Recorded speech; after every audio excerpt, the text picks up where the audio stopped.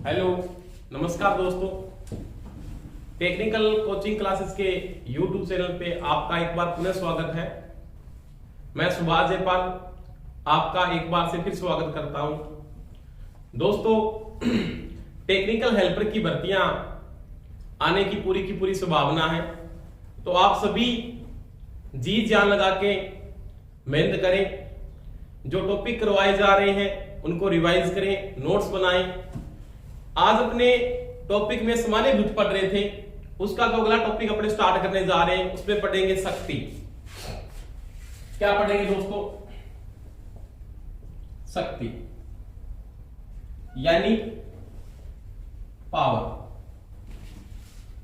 Electrical power की बात करेंगे, वैद्युतिक शक्ति यानी शक्ति क्या है।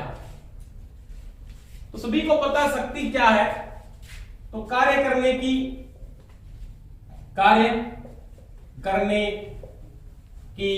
दर, यानी जो कार्य करने की दर है, वर्क ऑफ रेट, क्या कहलाती है? पावर या क्या कहलाती है? शक्ति कहलाती है। यानी P = W/T, यानी कार्य करने की जो दर है उसे अपने क्या बोलते हैं? शक्ति कहते हैं। क्या कहते हो? शक्ति, या आप क्या कहते हो? उसे पावर कहते हैं। देखो, पावर में रेट ऑफ वर्क = क्या है? पावर है।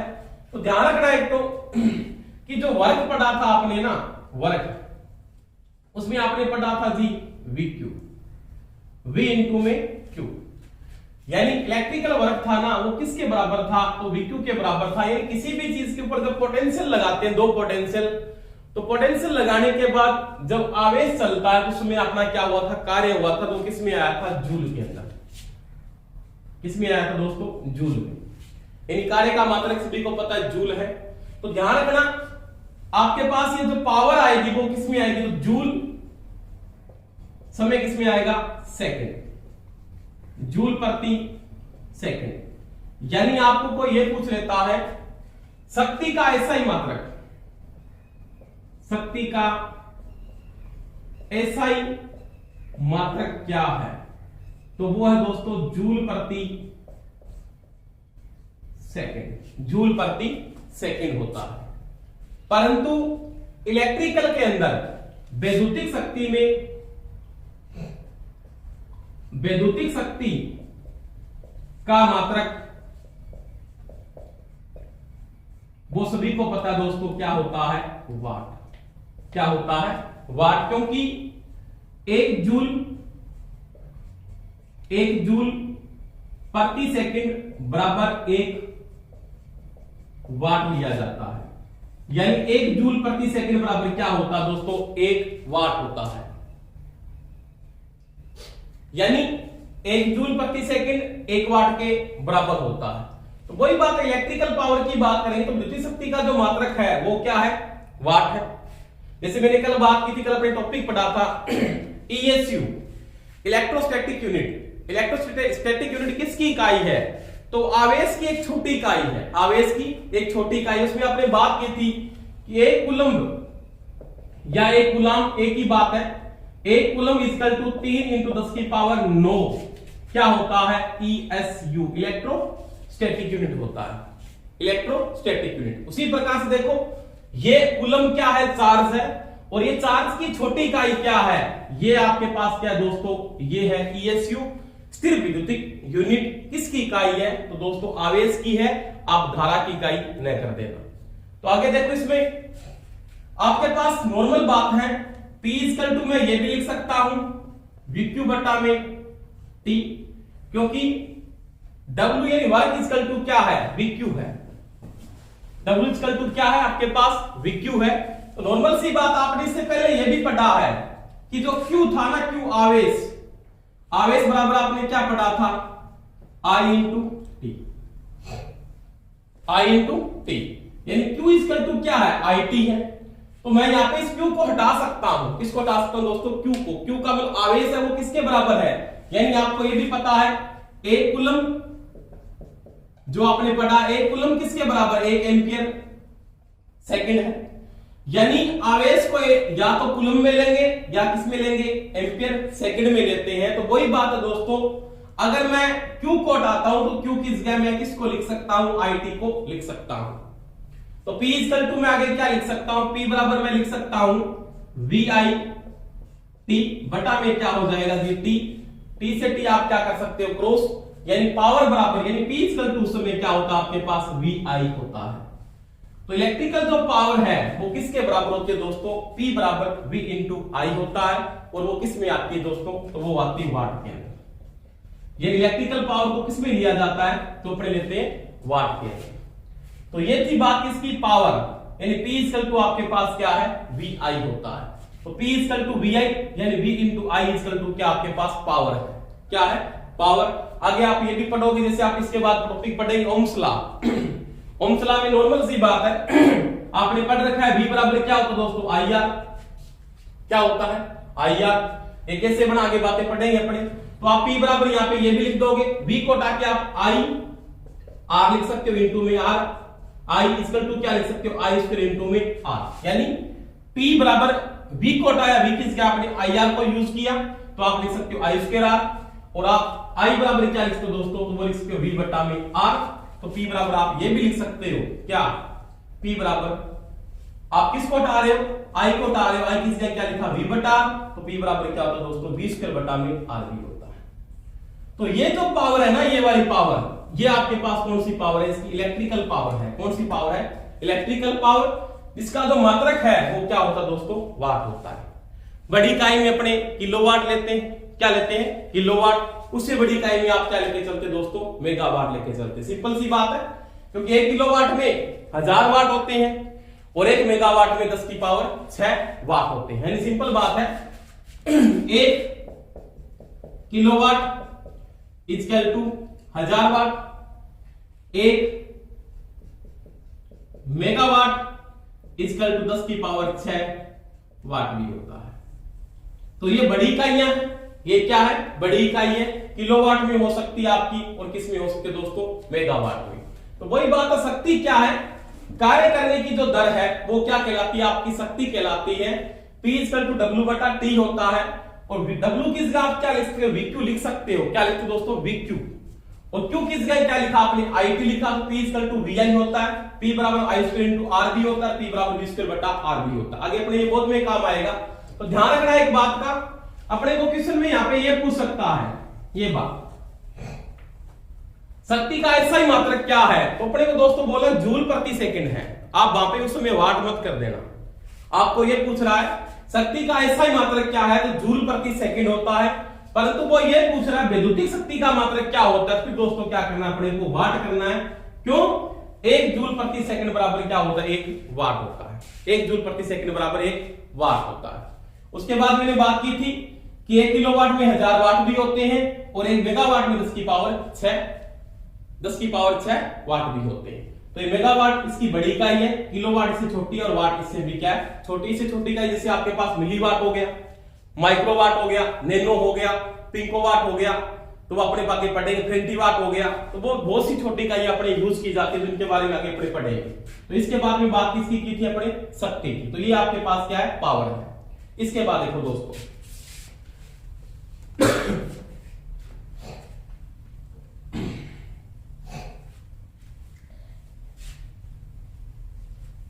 आपको एक एक चीज को साथ साथ में नोट करते रहना भाई। जो टॉपिक करवाए जा रहे हैं उनके साथ साथ में आप नोट्स बनाएं। आप चलती वीडियो में अगर नहीं लिख सकते तो वीडियो को रोक के लिख सकते हो। तो प्रत्येक चीज के आप नोट्स साथ साथ में बनाते रहें। इसके बाद बात देखो, अपने पढ़ेंगे धारा। क्या पढ़ेंगे दोस्तों, धारा यानी करंट। वैद्युतिक धारा या बोलते हो इलेक्ट्रिकल करंट। वैद्युतिक धारा क्या है, देखो दोस्तों आपने पढ़ा है आवेश को, तो क्या बोलते हैं, आवेश प्रवाह की दर। आवेश प्रवाह दर क्या कहलाती है दोस्तों, वैद्युत धारा कहलाती है। चार्ज फ्लो रेट, यानी किसी भी बॉडी में चार्ज फ्लो रेट है, वो क्या आपका इलेक्ट्रिकल करंट या क्या कहलाती है, विद्युत धारा कहलाती है। यानी आपने पढ़ा था Q equal to I into में T, यानी आवेश के बराबर अगर ये बात होती है। इसमें आपने त्रिकोण को भी देखा था, ट्राइंगल जो आपने बनाया था उसमें पढ़ा था आपने क्यू आई और दोस्तों टी, ये जिसके क्या है दोस्तों प्रतीक। मात्रा का ट्राइंगल इसके साथ आप बना सकते हो, नोट कर सकते हो।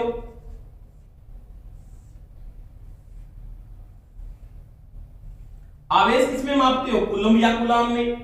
धारा किसमें मापते हो दोस्तों, एम्पियर में। और समय किसमें आता है, उस समय दोस्तों सेकंड के अंदर।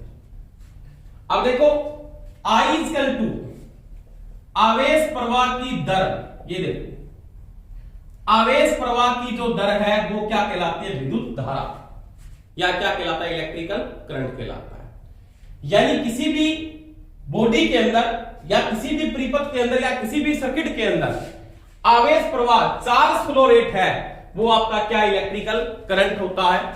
इसे लिखने का प्रतीक क्या है, आई। क्या दोस्तों, आई। मात्रक दोस्तों क्या है, एम्पियर। इससे पहले अगर बात करूं मैं यहां पे, तो एम्पियर को तो नहीं लिया गया, इससे पहले किसमें लेते थे, कूलाम प्रति सेकंड। चार्ज किसमें आएगा दोस्तों, कूलाम में आएगा, कूलम में आएगा। और समय किसमें आएगा, सेकंड में आएगा। इसको क्या बोलते हैं, कूलाम प्रति सेकंड भी बोल सकता है कि धारा का मात्रक क्या होता है, कूलाम प्रति सेकंड। और दोस्तों ये पता होना चाहिए आपको, एक कूलाम प्रति सेकंड बराबर क्या होता है दोस्तों, एक एम्पियर होता है। क्या होता है, एक एम्पियर। तो धारा की अगर बात करूं तो कूलाम प्रति सेकंड और एम्पियर दोनों एक ही बात है। इन धारा का मात्रक ये भी सही है आपके पास, धारा का मात्रक आपके पास ये भी सही है। तो इसको बोलते हैं अपने इलेक्ट्रिकल करंट, या क्या बोलते हैं दोस्तों, विद्युत धारा कहा जाता है। यानी किसी परिपथ के अंदर या किसी बॉडी के अंदर चार्ज फ्लो जो रेट है, यानी जो चार्ज फ्लो हो रहा है, उसको क्या बोलते हैं, इलेक्ट्रिकल करंट या विद्युत धारा कहा जाता है। इसे लिखने का प्रतीक दोस्तों क्या है, आई है। मात्रक क्या है, कूलाम प्रति सेकंड हो सकता है, या क्या हो सकता है दोस्तों, एम्पियर हो सकता है। उसके बाद देखो, अगर कोई आपको ये पूछ लेता है यहाँ पे एक कूलाम किसके बराबर है, तो वो दोस्तों मैंने बताया पहले भी, एक कूलाम एक एम्पियर सेकंड के बराबर होता है। एक कूलाम एक एम्पियर सेकंड के बराबर है, और एक एम्पियर किसके बराबर है, तो एक कूलाम प्रति सेकंड के बराबर होता है। तो ये दोस्तों किसकी बात की थी आपने, इलेक्ट्रिकल करंट की बात की, या किसकी बात की थी, विद्युत धारा की बात की थी। यानी विद्युत धारा क्या होती है और ये कैसे फ्लो होती है। जैसे आपके पास सिंपल सी बात होती है, आवेश कैसे चलता है। आवेश, जैसे मेरे पास ये दो पोटेंशियल है, एक पोटेंशियल आपके पास ये है, दो पोटेंशियल बिंदु मान लिया, ये इसका मान लिया हायर पोटेंशियल है, और ये इसका दोस्तों क्या है, लोअर पोटेंशियल। इसको एल के लिख रहा हूं, यानी उच्च विभव, और ये क्या दोस्तों, निम्न विभव। अब ये दोनों बॉडियों को जब मैं आपस में मिलाता हूं ऐसे, तो आपका दोस्तों क्या फ्लो होता, आवेश फ्लो होता। आवेश कैसे चलता, हाई पोटेंशियल से लो पोटेंशियल की ओर, हाई पोटेंशियल से लो पोटेंशियल की ओर। और आवेश प्रवाह की जो दर है वही क्या है, धारा। इसका मतलब ध्यान रखना दोस्तों, आवेश यानी चार्ज, आवेश व धारा की दिशा, धारा की दिशा कैसे होती है दोस्तों, उच्च विभव से, उच्च विभव से निम्न विभव की ओर। यानी चार्ज और करंट की दिशा होती है वो समरूप होती है हाई पोटेंशियल से लो पोटेंशियल की ओर। और आपका जो इलेक्ट्रॉन फ्लो होता है, क्योंकि इलेक्ट्रॉन पे चार्ज कौन सा, नेगेटिव है, और इलेक्ट्रॉन का नेचर है नेगेटिव चार्ज का, इलेक्ट्रॉन चलता है लो पोटेंशियल से हाई पोटेंशियल की ओर। तो दोस्तों ध्यान रखना, इन दोनों में जो आपका आवेश और धारा की दिशा है उच्च विभव से किसकी ओर चलती है दोस्तों, निम्न विभव की ओर चलती है। परंतु इलेक्ट्रॉन का जो चालन होता है वो लो पोटेंशियल से हाई पोटेंशियल की ओर होता है, और आवेश चलता है और या करंट चलता है वो हाई पोटेंशियल से लो पोटेंशियल की ओर चलता है। तो ये दोस्तों किसकी बात की थी, इलेक्ट्रिकल करंट या विद्युत धारा। इसकी बात की दोस्तों, विद्युत धारा। तो ये बात थी इलेक्ट्रिकल करंट की। ये करंट कितने प्रकार से अपने यूज करते हैं, ये दो टाइप से करंट आएगा, आगे अपने पढ़ेंगे। एक तो डायरेक्ट करंट जिसको बोलते हैं विद्युत धारा, एक बोलते हैं अल्टरनेटिंग करंट जिसको बोलते हैं अपने दोस्तों प्रत्यावर्ती धारा। अपने आगे जाके इन दोनों टॉपिकों पे बात करेंगे। इसके बाद देखो टॉपिक क्या पढ़ेंगे दोस्तों, वो देखो।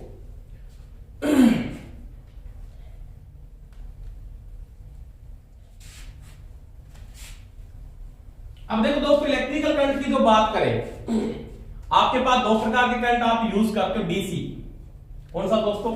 डीसी। एक कौन सा करंट आप यूज करते हो दोस्तों? एक करते हो आप एसी। क्या करते हो? एसी। डीसी को हिंदी में कहा जाता है दोस्तों दिष्ट धारा। क्या कहते हैं? दिष्ट धारा, डायरेक्ट करंट। और इस एसी को क्या बोलते हैं दोस्तों हिंदी में? प्रत्यावर्ती, प्रत्यावर्ती धारा, अल्टरनेटिंग करंट। डायरेक्ट करंट क्या है? डीसी क्या है दोस्तों? डीसी की अगर मैं बात करूं कि डीसी क्या है, तो ये आपके पास डीसी है, मान लीजिए ये क्या है दोस्तों? डीसी। यहां पे आपका टाइम यानी क्या चलता है? समय चलता है, पॉजिटिव। और ये क्या है दोस्तों? नेगेटिव। विद्युत की एक ऐसी राशि जो समय के साथ अपना मान और दिशा नहीं बदलती है। जैसे आपका जो आई फ्लो हो रहा है इस ग्राफ के अंदर, इसका समय के साथ मान फिक्स है। जैसे मैंने यहां पे बात की, इसका मान यहां पे क्या है? 0 है। क्या है? 0। यहां पे मान आपने बढ़ाया, यहां पे बढ़ाया, आपने यहां पे बढ़ाया, यहां पे बढ़ाया, कोई भी मान ले लो। जैसे आप जैसे मान लिया यहां पे मान इसका क्या है? 10 है। तो समय के साथ इसका मान क्या फिक्स है? मैं इस समय के साथ नोट करता हूं, यहां पे नोट किया आपने, यहां पे नोट किया आपने, यहां पे नोट किया आपने, यहां पे नोट किया। टाइम आपका चल रहा है, समय बदल रहा है आपका। टाइम सभी को पता नहीं रुकता, आपका रुकता है टाइम? नहीं रुकता। आपका भी टाइम क्या हो रहा? चल रहा है। तो वही बात है दोस्तों कि समय आपका चलता है, यानी समय आपका चल रहा है। समय के साथ इसका मान क्या है? मान क्या है? मान स्थिर है। दिशा वो भी क्या है दोस्तों? एक ही है, यानी क्या है? स्थिर है। यानी विद्युत की एक ऐसी राशि जो समय के साथ अपना मान और दिशा नहीं बदलती, उसको क्या बोलते हैं दोस्तों? डायरेक्ट करंट, या क्या कहते हैं? दिष्ट धारा कहा जाता है, या उसको बोलते हैं आप डायरेक्ट करंट। तो ये आपके पास दोस्तों डीसी की बात की थी। किसकी बात की? डीसी की। अब डीसी का अगर मैं उत्पादन की बात करता हूं, यानी डीसी कितनी आप उत्पन्न कर रहे हो, वोल्टेज के अनुसार आप जनरेशन कर रहे हो, तो डीसी का भारत में जो मैक्सिमम उत्पादन हो रहा है, उत्पादन वो मैक्सिमम कितना हो रहा है? 650 वोल्टेज। यानी डीसी का जो मैक्सिमम उत्पादन किया जा रहा है वो 650 वोल्टेज तक मैक्सिमम किया जा रहा है। उसके बाद मैं कहता हूं डीसी का आप ज्यादा उत्पादन नहीं कर सकते, क्योंकि डीसी के अंदर क्या होता है? लॉसेज बढ़ जाते हैं। क्योंकि डीसी में सभी को पता है ट्रांसफार्मर काम नहीं करता है। वो ट्रांसफार्मर जब काम नहीं करता है तो आप वोल्टेज और धारा का मान कम ज्यादा नहीं कर सकते, तो उस समय इसके लॉसेज क्या होते हैं? बढ़ जाते हैं। अगर मैं ज्यादा वोल्टेज को पैदा कर देता हूं, तो जैसे मैंने कहा डीसी की वोल्टेज का मान मैंने हाई वोल्टेज डीसी जनरेटर के द्वारा पैदा कर दी, तो उस वोल्टेज को कंट्रोल यानी वोल्टेज को नियंत्रित करने के लिए मैं वहां पे क्या करूंगा? रेजिस्टेंस का यूज करूंगा। और रेजिस्टेंस क्या करेगा? पावर को क्या करेगा? ड्रॉप करता है। तो डीसी में वोल्टेज का जो उत्पादन मैक्सिमम किया जाता है वो 650 वोल्टेज के साथ करते हैं। अब दोस्तों किसकी बात करें? अपने अगर एसी की बात करें, एसी का मतलब होता है प्रत्यावर्ती धारा या अल्टरनेटिंग करंट की बात करें, तो एसी में नॉर्मल सी बात है, यहां पे आपका टाइम चलता है। टाइम का मतलब समय प्लस और माइनस, ये चलते दोस्तों साइन वेव। इसमें चलते दोस्तों साइन, जिसको हिंदी में कहते हैं दोस्तों ज्या तरंग।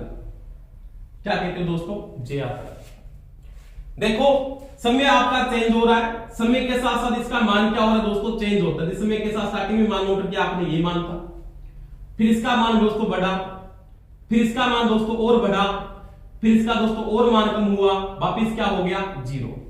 समय के साथ इसका मान क्या हो रहा है? बदल रहा है, परंतु यहां पे किसमें भेद थी? पॉजिटिव दिशा में।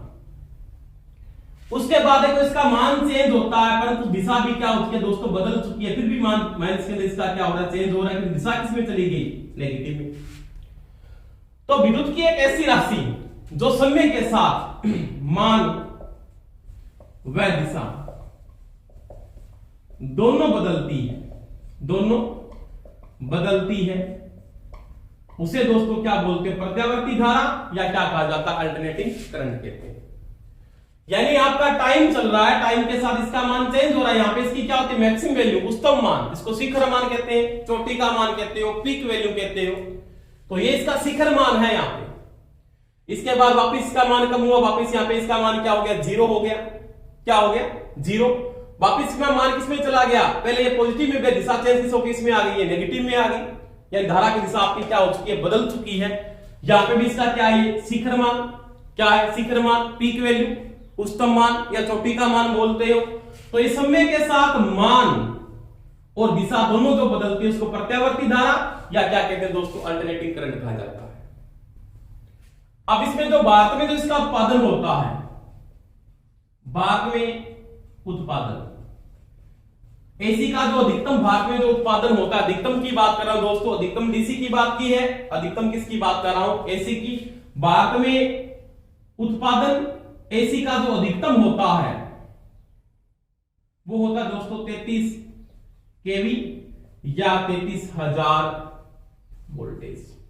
यानी भारत में जो अल्टरनेटर अधिकतम वोल्टेज पैदा कर रहा है वो 33,000 पैदा कर रहा है, और जिसकी फ्रीक्वेंसी का मान दोस्तों क्या है, 50 हर्ट्ज। क्या है दोस्तों, 50 हर्ट्ज। आगे पढ़ेंगे हर्ट्ज क्या होता है या फ्रीक्वेंसी क्या होती है, इसके बारे में पढ़ेंगे। एक बार प्रश्न पूछा था इसने से ये तो नहीं पूछा कि भारत में एसी का अधिकतम उत्पादन कितना होता है, तो ये तो उसने नहीं दिया 33 केवी होता है या 33,000 वोल्टेज होता है। उसने ये पूछ लिया था कि भारत में या एक सिंक्रोनस मोटर जिसको बोलते हैं तुल्यकालिक मोटर, क्या बोलते हैं दोस्तों, तुल्यकालिक मोटर। जैसे सिंपल मैं अगर बात करता हूं आगे की थोड़ी सी, एक डीसी का जनरेटर डीसी मोटर बन सकता है। क्या बन सकता है दोस्तों, डीसी का जनरेटर एक डीसी की मोटर बन सकता है। अगर आपको यहां पे ये पूछ लेता है तो एसी का जनरेटर यानी अल्टरनेटर या प्रत्यावर्तक क्या बन सकता है दोस्तों, क्या बन सकता है, सिंक्रोनस, क्या बन सकता है, सिंक्रोनस मोटर बन सकता है। क्या बन सकता है, सिंक्रोनस मोटर। और उसने प्रश्न पूछा था कि सिंक्रोनस मोटर अधिकतम कितनी वोल्टेज पे काम करती है।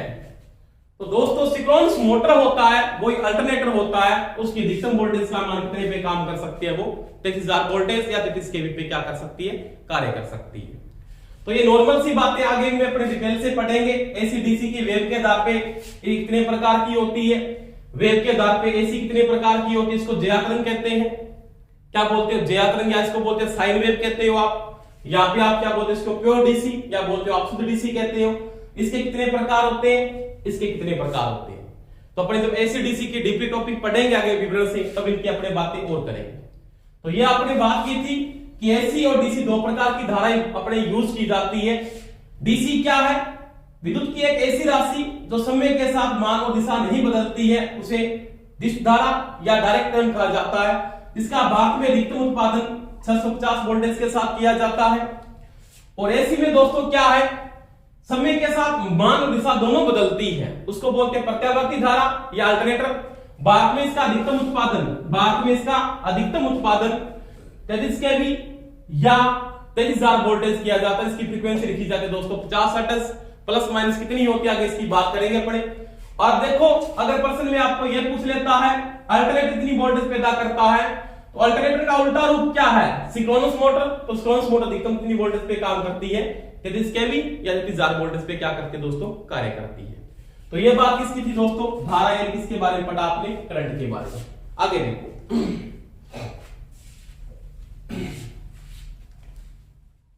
अपने सामान्य विद्युत में पढ़ रहे हैं। आगे जब अपने एसी और डीसी की बातें करेंगे तो पूरा डीपली कॉन्सेप्ट पढ़ेंगे कि क्या होता है एसी, कैसे एसी काम करती है, एसी में फ्रीक्वेंसी क्या होती है, डीसी में वेव कितने प्रकार की होती है, कौन सी वेव कौन पैदा करता है, उनके बारे में अपने डिटेल से पढ़ेंगे। इसके बाद देखो दोस्तों टॉपिक किसकी बात करेंगे, प्रतिरोध। किसकी बात करेंगे दोस्तों, प्रतिरोध। प्रतिरोध को क्या बोलते हैं दोस्तों, रेजिस्टेंस। क्या कहते हो, रेजिस्टेंस। प्रतिरोध क्या होता है या रेजिस्टेंस क्या है।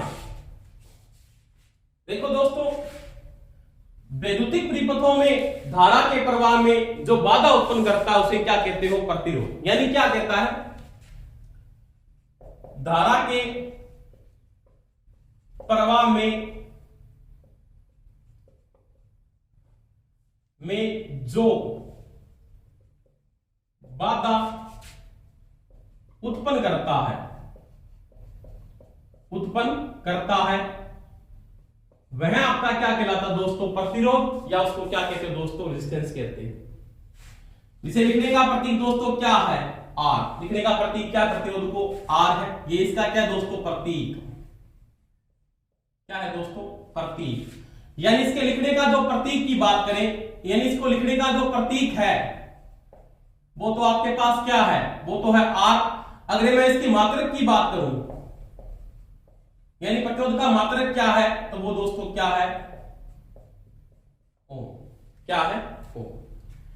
यानी धारा के प्रवाह में जो बाधा उत्पन्न करता है उसे रेजिस्टेंस या प्रतिरोध कहते हैं। अब देखो इसकी कॉन्सेप्ट की बात करते हैं, प्रतिरोध है क्या, कैसे काम करता है। तो देखो दोस्तों, जैसे मेरे पास कोई भी एक बॉडी है, जैसे मेरे पास मान लिया कंडक्टर है, ये कंडक्टर एक चालक है, मान लिया मेरे पास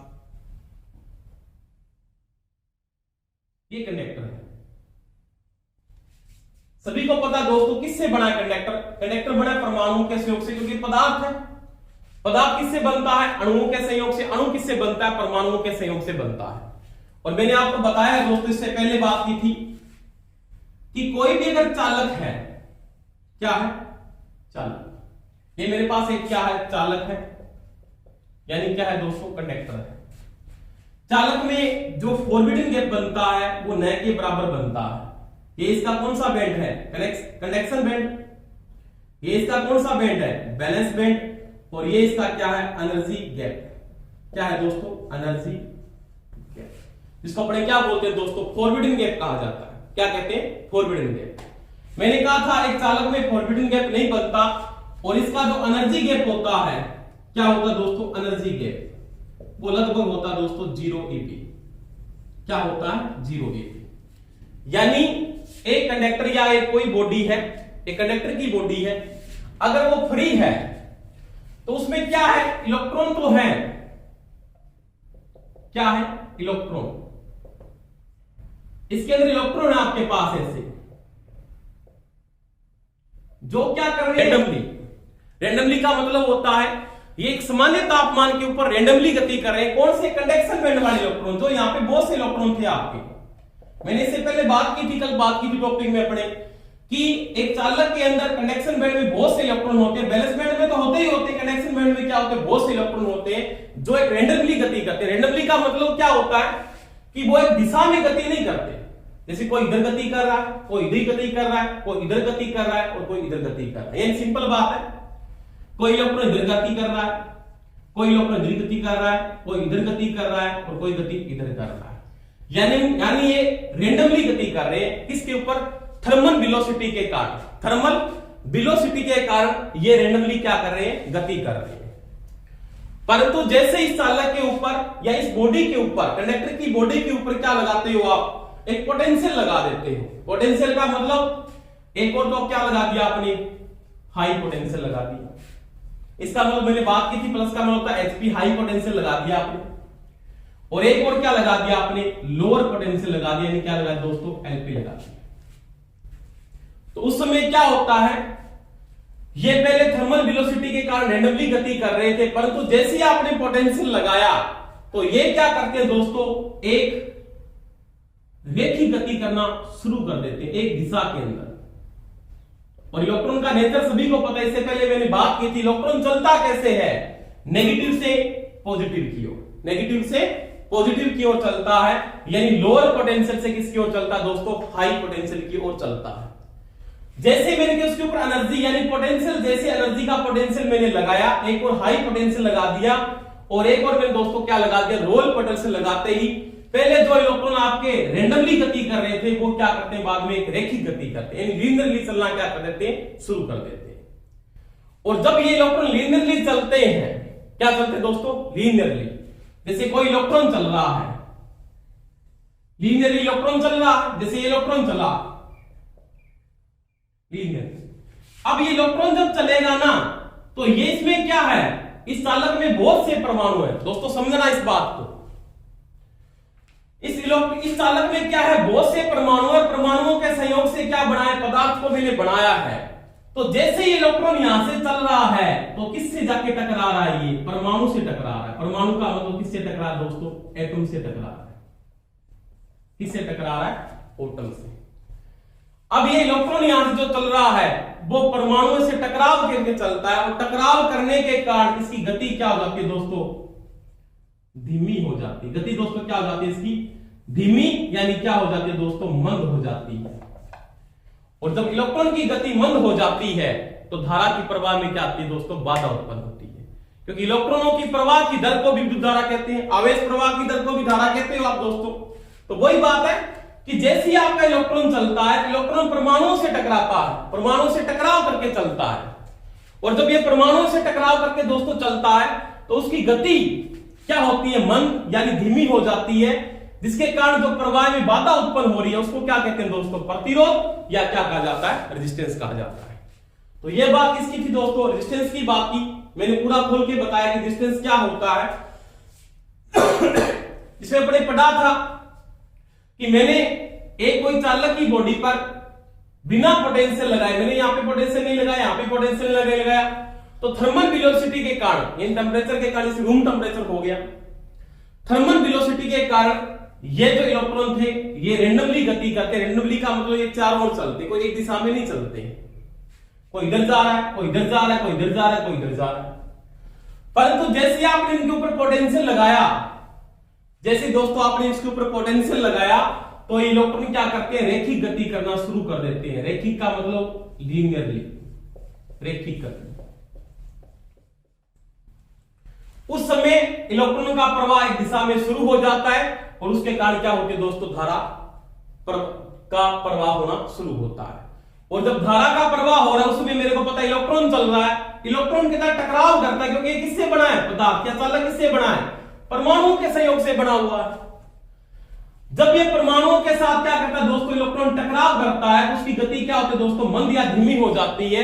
और ये गति जब मंद या धीमी होती है उसको क्या बोलते हैं दोस्तों, बाधा उत्पन्न होना। क्या बोलते हैं, बाधा। और उस बाधा को क्या बोलते हैं अपने दोस्तों, प्रतिरोध या क्या कहा जाता है, रेजिस्टेंस कहा जाता है। इसे लिखने का प्रतीक दोस्तों क्या था, आर था, मात्रक क्या होता दोस्तों, ओम होता है। तो ये बात थी किसकी, रेजिस्टेंस की बात की। अब देखो रेजिस्टेंस किन किन बातों पर निर्भर करता है उनकी बात पढ़ेंगे। यानी प्रतिरोध किसकी बातों पर निर्भर करता है, प्रतिरोध का नियम।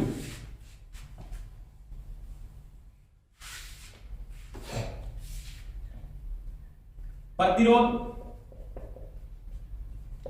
किन किन कारकों पर निर्भर करता है, या इसको दोस्तों बोल सकते हो प्रतिरोध का नियम। क्या बोल सकते हो, प्रतिरोध का नियम। देखो प्रतिरोध अपने नॉर्मल सी बात है, किन किन बातों पे निर्भर करता है ये। तो पहली बात इसमें पढ़ेंगे दोस्तों किस पे, चालक की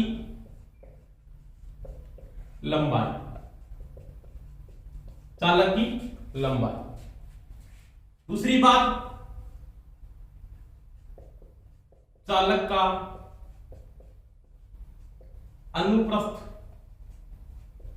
काट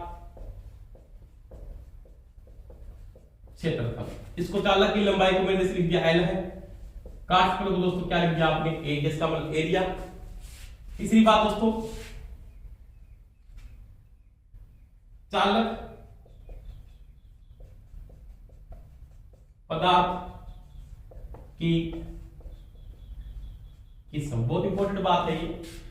चालक पदार्थ की किस्म या चालक पदार्थ की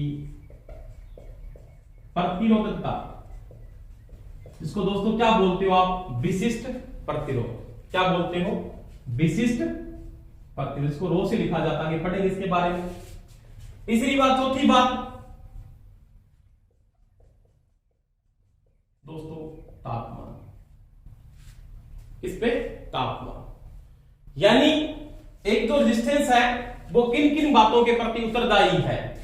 तो पहली बात की चालक की लंबाई, चालक का काट क्षेत्रफल, और तीसरी बात किसकी की पदार्थ की किस्म या पदार्थ की प्रतिरोधकता, और चौथी बात किसकी की दोस्तों तापमान।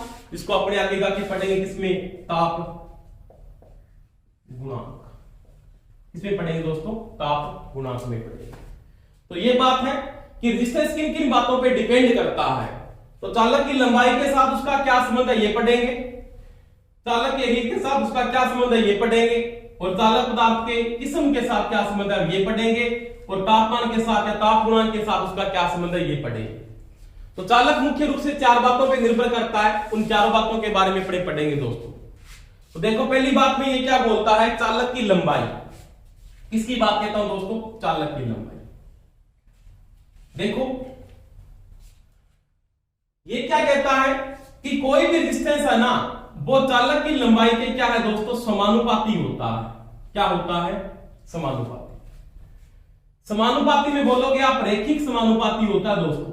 क्या होता है, रेखिक समानुपाती, इसको आप बोलते हैं दोस्तों लीनियरली प्रोपोर्शनल। यानी लीनियरली क्या होता है, वो समानुपाती होता है, रेखिक समानुपाती है। आप समानुपाती नहीं बोल सकते। जैसे आपको प्रश्न ये कोई ये पूछ लेता है, किसी चालक की लंबाई को बढ़ा दिया जाता है, उसके प्रतिरोध पे क्या प्रभाव पड़ेगा, आप बोलते बढ़ेगा। क्या बढ़ेगा, कहता बढ़ेगा या रेखिक बढ़ेगा। तो आपको दोस्तों ये बोलना पड़ेगा रेखिक बढ़ेगा। बढ़ेगा जरूर, परंतु क्या बढ़ेगा, रेखिक बढ़ेगा। क्या बढ़ेगा, रेखिक बढ़ेगा। यानी चालक की लंबाई के साथ प्रतिरोध का संबंध क्या है, समानुपाती है। बढ़ेगा इसका मतलब क्या बढ़ेगा, रेखिक बढ़ेगा। अब ये क्यों बढ़ता है, कारण क्या है कि जब लंबाई बढ़ाते हो तो डिस्टेंस में क्या होता है, बढ़ोतरी होती है। किस कारण से होती है, जैसे मेरी सिंपल बात है, एक कंडक्टर बना हुआ आपके पास, जैसे ये कंडक्टर है मेरे पास, ये चालक है। एक दोस्तों इसको मैंने मान लिया L1 चालक है, और एक चालक मान लिया दोस्तों आपके पास ये है, ये चालक है, ये चालक है। अब इन दोनों के ऊपर मैंने पोटेंशियल लगा दिया ऐसे, इसके ऊपर पोटेंशियल लगाया, इसके ऊपर भी मैंने पोटेंशियल लगाया। तो मैंने कहा यहां पे इलेक्ट्रॉन का चालन ऐसे शुरू हो जाता है। इलेक्ट्रॉन चलता मान लिया ऐसे आपका, इस प्रकार से इलेक्ट्रॉन चलता है, इलेक्ट्रॉन का चालन शुरू हो गया। इसके ऊपर भी आपने पोटेंशियल लगाया दोस्तों ऐसे, तो इसमें भी क्या होता है, इलेक्ट्रॉन का चालन ऐसे दोस्तों शुरू हो जाता है।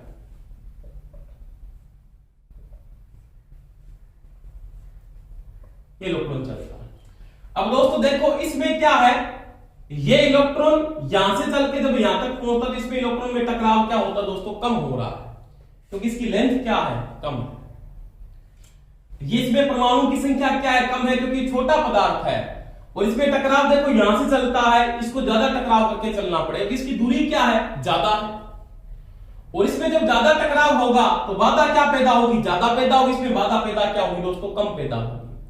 तो लंबाई अगर आप बढ़ाते हो दोस्तों, तो आपको पता है डिस्टेंस का मान क्या होगा, बढ़ेगा। एरिया दोनों का समान है, परंतु लंबाई जैसे बढ़ाई तो टकराव क्या होगा, ज्यादा होगा।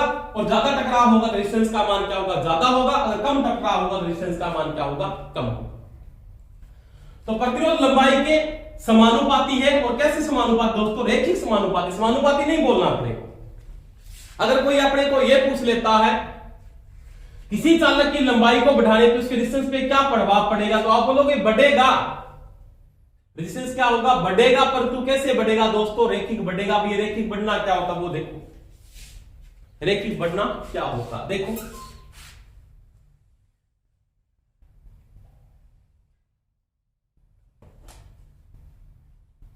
ये है आपके पास मान लिया लेंथ, और ये है दोस्तों रेजिस्टेंस। रेखिक का मतलब ग्राफ आपका ऐसे बढ़ेगा, बिल्कुल रेखिक, ये लीनियरली। ये होता दोस्तों रेखिक बढ़ना। आपकी लंबाई बढ़ रही है, यहां पे थी, यहां पे थी, यहां पे थी, यहां पे थी। यहां पे डिस्टेंस और लंबाई का मान क्या था दोस्तों, 0 था। आपने लंबाई बढ़ा के यहां पे की, डिस्टेंस का मान बढ़ के यहां पे हो गया। आपने लंबाई को बढ़ा के यहां पे किया दोस्तों, डिस्टेंस का मान यहां पे हो गया। आपने लंबाई को बढ़ा के यहां पे हो गया, डिस्टेंस का मान आपका दोस्तों यहां पे हो गया। और आपने लंबाई को बढ़ा के दोस्तों जब यहां पे किया तो डिस्टेंस का मान दोस्तों ये हो गया। इसको बोलते हैं रेखिक बढ़ना। क्या बोलते हैं दोस्तों, रेखिक बढ़ना। बढ़ना तो ये भी होता है ना, इसको मैं ऐसे भी बना सकता, समानुपाती। अगर आप तो यही आपके पास, इसी मैंने इसको ये बना दिया, तो ये समानुपाती है, पर तो ये रेखिक समानुपाती नहीं है। इसको बोलते हैं चरघातांकी। क्या बोलते हैं, चरघातांकी। आगे पढ़ेंगे बातें कि चरघातांकी क्या होता है।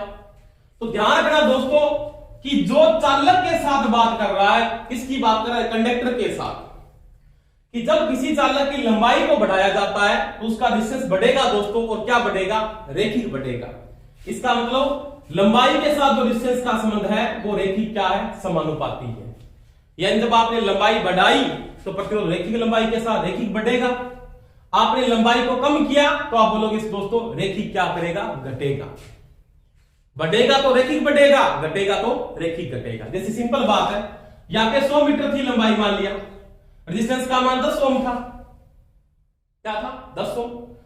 अगर मैं लंबाई को 50 मीटर कर देता हूं तो डिस्टेंस का मान क्या हो जाता है दोस्तों, 5 ओम हो जाता है। क्या हो जाता है, 5 ओम। तो ये है रेखिक बढ़ना और रेखिक घटना। लंबाई बढ़ रही है तो डिस्टेंस बढ़ रहा है, लंबाई कम हो रही है डिस्टेंस क्या हो रहा है, कम हो रहा है। पर तो रेखिक ही बढ़ेगा और रेखिक ही क्या होगा, घटेगा। ऐसे नहीं आप बोल दो लंबाई बढ़ने पर डिस्टेंस बढ़ता, नहीं, लंबाई बढ़ने पर डिस्टेंस रेखिक बढ़ता है और लंबाई कम होने पर डिस्टेंस रेखिक कम होता है। ये चीज का ध्यान रख ले। समझ में आ गई मेरी बात। तो ये साथ किसके साथ संबंध है दोस्तों, ये था लंबाई के साथ संबंध। किसके साथ संबंध था, लंबाई के साथ। अब देखो दूसरी बात पढ़ेंगे, एरिया। एरिया का मतलब काट क्षेत्रफल। 2 नंबर बात, यानी ये 1 नंबर बात थी आपकी। सेकंड बात में देखो काट क्षेत्रफल, यानी अनुप्रस्थ काट क्षेत्रफल। किस बोलोगे, अनुप्रस्थ काट क्षेत्रफल। यानी दोस्तों क्या बोल सकते हो, एरिया। एरिया के साथ प्रतिरोध का संबंध क्या होता है दोस्तों, विलोमानुपाती। क्या होता है, विलोमानुपाती, जिसको बोलते हैं प्रतिलोम। प्रतिलोमानुपाती कह सकता है। क्या कह सकता है, प्रतिलोमानुपाती। विलोमानुपाती, व्युत्क्रमानुपाती, प्रतिलोमानुपाती एक ही बात है। तो देखो ये क्या कहता है कि जब एरिया बढ़ेगा डिस्टेंस क्या होगा, कम। लंबाई में क्या थी, लंबाई बढ़ेगी डिस्टेंस बढ़ेगा, लंबाई कम होगी डिस्टेंस क्या होगा, कम होगा। ये लंबाई के साथ जब डिस्टेंस बढ़ता है तो रेखिक बढ़ता है और रेखिक क्या होता है, घटता है। अब देखो इसमें इसके साथ जो ये भी संबंध है ना, तो ये विलोमानुपाती संबंध है, परंतु ये क्या है, आप विलोमानुपाती नहीं बोलोगे, आप बोलोगे ये रेखिक विलोमानुपाती होता है। क्या होता है दोस्तों, रेखिक विलोमानुपाती, लीनियरली एंटी प्रोपोर्शनल टू, यानी रेखिक विलोमानुपाती संबंध होता है किसके साथ, एरिया का रेजिस्टेंस के साथ। अगर आप एरिया को बढ़ाओगे तो रेजिस्टेंस घटेगा, परंतु कैसे घटेगा, रेखिक घटेगा। एरिया कम करोगे रेजिस्टेंस क्या होगा, क्या होगा, एरिया कम करोगे रेजिस्टेंस क्या होगा, एरिया आपने कम कर दिया रेजिस्टेंस क्या होगा, बढ़ेगा, परंतु कैसे बढ़ेगा, रेखिक बढ़ेगा। तो इसका मतलब इसका जो ग्राफ की मैं अगर बात करूं तो ये देखो दोस्तों, ये आपका दोस्तों ले लिया मैंने रेजिस्टेंस और ये इसका मान लिया एरिया है। एरिया का मतलब काट क्षेत्रफल है। इसका जो संबंध है वो रेखिक विलोमानुपाती, यानी इसका ये संबंध है रेखिक का। आपका स्टार्टिंग में एरिया मान लिया आपने, यहां पे लिया, रेजिस्टेंस का मान देखो बहुत ज्यादा आएगा। देखो आपका रेजिस्टेंस का मान यहां पर है, एरिया कम है रेजिस्टेंस का मान ज्यादा है। एरिया आपने बढ़ाया यहां पे किया, रेजिस्टेंस का मान दोस्तों क्या हो गया, कम हो गया। एरिया आपने और ज्यादा बढ़ा दिया, रेजिस्टेंस का मान और ज्यादा क्या हो गया, कम हो गया। तो देखो अनुप्रस्थ काट क्षेत्रफल के साथ जो रेजिस्टेंस का संबंध है वो रेखिक क्या है, विलोमानुपाती है। अगर आप एरिया को बढ़ाते हो, क्या करते हो, एरिया अगर आप इंक्रीज करते हो तो रेजिस्टेंस क्या होगा दोस्तों, डिक्रीज होगा, परंतु जो ये दोनों का बीच में जो संबंध होगा वो क्या होगा दोस्तों, रेखिक होगा। क्या होगा, रेखिक। अगर आप क्या करते हो दोस्तों, एरिया को डिक्रीज कर देते हो, कम करते हो, तो रेजिस्टेंस क्या होगा दोस्तों, बढ़ेगा, परंतु वो भी दोस्तों क्या होगा, वो भी दोस्तों क्या होगा, रेखिक होगा। आपको प्रश्न में ये पूछ लेता है कोई भी, किसी भी चालक का अगर मैं एरिया बढ़ा देता हूं, क्या दोस्तों, एरिया बढ़ा देता हूं तो उसके प्रतिरोध पे क्या प्रभाव पड़ेगा। तो किसी भी चालक का जब एरिया बढ़ता है तो रेजिस्टेंस दोस्तों क्या होता है, घटेगा, परंतु आप बोलोगे रेखिक घटेगा। हाँ, आपने को ये नहीं दिया कि रेखिक घटेगा तो आप फिर कर सकते हो घटेगा, परंतु दोनों दिए हैं घटेगा और नीचे लिखा हुआ दोस्तों रेखिक घटेगा। क्या दिया है, रेखिक घटेगा। फिर आपका ऑप्शन सही कौन सा होगा, रेखिक घटेगा ही करोगे। फिर आप ये नहीं कर सकते घटेगा भी सही होता, नहीं, क्या करोगे, रेखिक घटेगा। क्या करेगा, रेखिक घटेगा। तो ये चीज का ध्यान रखना, ये लाइन बिल्कुल सीधी है और ये भी लाइन बिल्कुल क्या सीधी, इसका मतलब रेखिक संबंध है। ये रेखिक समानुपाती रखता है और ये क्या रखता है, रेखिक विलोमानुपाती रखता है। अब रेखिक ये विलोमानुपाती क्यों है, क्योंकि एरिया बढ़ाने के साथ ये विलोमानुपाती संबंध क्यों रखता है उसकी बात करते हैं। देखो एरिया के साथ मेरे पास ये दो कंडक्टर है, मान लिया ये कंडक्टर है, एक तो चालक दोस्तों ये है और एक चालक दोस्तों आपके पास मान लिया ये है। इसका एरिया देखो दोस्तों, ये इसका एरिया है, ये एरिया है इसका, ये एरिया किसके बराबर है दोस्तों, पाई आर स्क्वायर। इसका ये दोस्तों ये एरिया है, ये वाला, ये किसके बराबर है, पाई आर स्क्वायर। अब देखो यहां पे इलेक्ट्रॉन की संख्या अगर आप नोट करोगे ना, दोनों में लंबाई लेंथ लगभग दोनों की मैं क्या मान के चलता हूं, दोनों की एक ही लेंथ है, ये भी लेंथ। परंतु इसमें जो इलेक्ट्रॉन की संख्या है ना आपके पास, कंडक्शन बैंड में इलेक्ट्रॉन की संख्या क्या है, इसमें कम है, इसमें क्या है, ज्यादा, क्योंकि यहां से तो इलेक्ट्रॉन चलेंगे ना, यहां से इलेक्ट्रॉन, क्योंकि ये पदार्थ क्या है, बड़ा है, तो यहां से जो इलेक्ट्रॉन चलेंगे दोस्तों वो क्या होंगे, ज्यादा होंगे, क्या होंगे, ज्यादा होंगे। और यहां पे इलेक्ट्रॉन की संख्या क्या होगी दोस्तों, कम होगी, यानी यहां पे इलेक्ट्रॉन की संख्या क्या होगी, ज्यादा। अगर आपके इलेक्ट्रॉन जैसी मैंने यहां पे कोई भी चार्ज लगाया, ऐसे दोनों पे चार्ज लगा दिया, तो यहां से तो इलेक्ट्रॉन क्या गुजरेंगे, आपके कम गुजर रहे हैं, और इसमें इलेक्ट्रॉन की संख्या क्या है, ज्यादा है। अगर ज्यादा इलेक्ट्रॉन गुजरेंगे तो धारा का मान भी क्या होगा दोस्तों, ज्यादा होगा। तो इसका रेजिस्टेंस क्या होता है दोस्तों, कम होता है, इसका रेजिस्टेंस क्या होता है दोस्तों, ज्यादा होता है। तो ये संबंध है इसका रेखिक विलोमानुपाती का। यानी दोनों बातों को अगर मैं नोट करता हूं तो मैं दोनों बातों को नोट करके मैं ये लिख सकता हूं कि R समानुपाती L बटा में दोस्तों A होता है। लंबाई के साथ इसका रेखिक समानुपाती संबंध है और एरिया के साथ इसका रेखिक विलोमानुपाती संबंध है। तो ये किसकी बात की दोस्तों, अपने की लंबाई और एरिया के बारे में बात की। ये अपने लंबाई और एरिया के बारे में बात की थी कि लंबाई के साथ क्या संबंध है डिस्टेंस का और एरिया के साथ क्या संबंध है। और अगले पढ़ेंगे अगली नेक्स्ट क्लास में। धन्यवाद सभी का। आप सभी को क्लास अच्छी लगी हो तो सब्सक्राइब करें, शेयर करें। धन्यवाद।